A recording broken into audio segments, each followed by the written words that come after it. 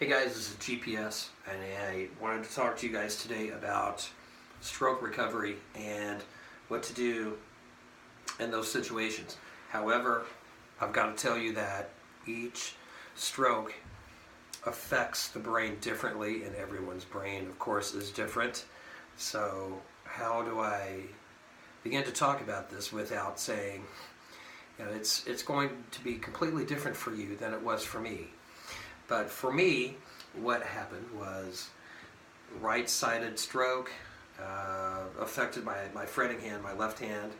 And so the big thing for me was I was a technical player and did a lot of economy picking and speed picking, alternate picking. And so early on, for me, my left hand was greatly affected, my arm was affected. I could not raise my arm even high enough to play guitar early on.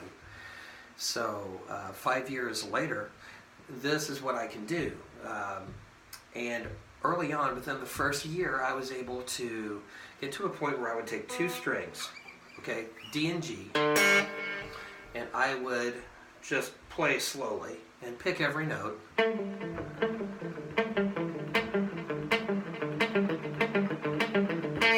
So I would do that, and I would get to a point where, I wanted to get that alternate picking back. So metronome, of course, is always my best friend here, and I would get to a point where I was doing that, and I was picking every note, and then I wanted to get to where my picking was solid and fast. Okay, so once I got to that point, I started changing my finger, so middle finger.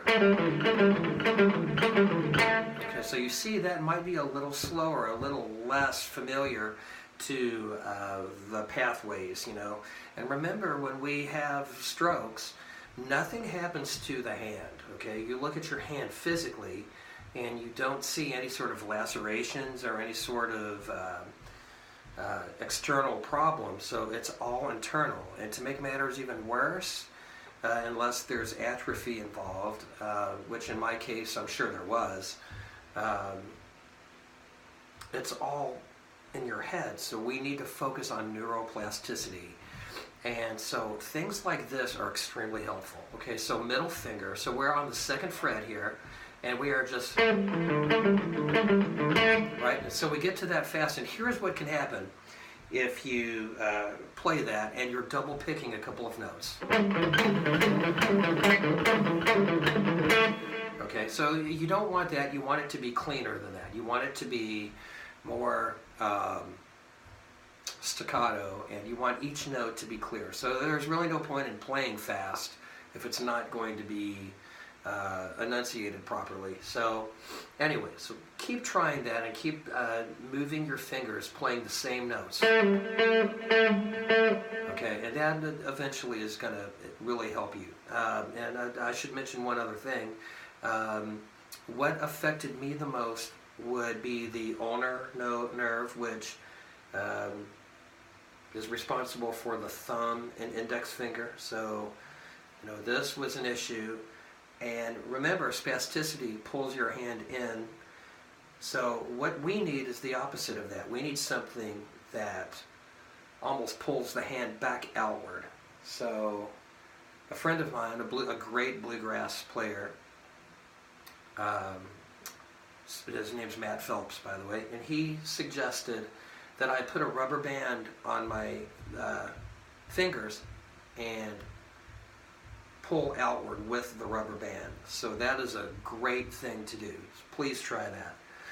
One more quick thing to do would be to play an E minor scale, 6 notes, and repeat that in 3 octaves. So we would be doing this.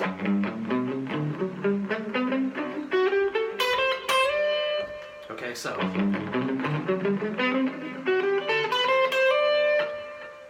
And I don't know why that's doing that there.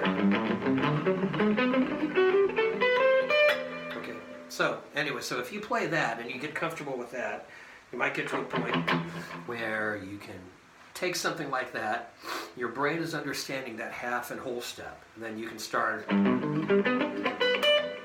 playing a major third and a fifth there, and start doing some kind of cool licks like that. But you have to change some things about your style, and you also have to use your fingers a little bit as well. Like a typical lick that I would do now to mask the slowness and the lack of coordination that my left hand has would be a finger picking lick, where instead of using speed that we used to have, we would actually use open strings.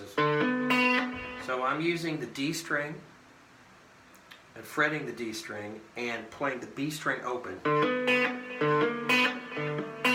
Okay, and then for the next one, and I would play the E string. So, alright, so you have to kind of mute that as you go. Right? And then play just a typical open string E pentatonic. Just some sort of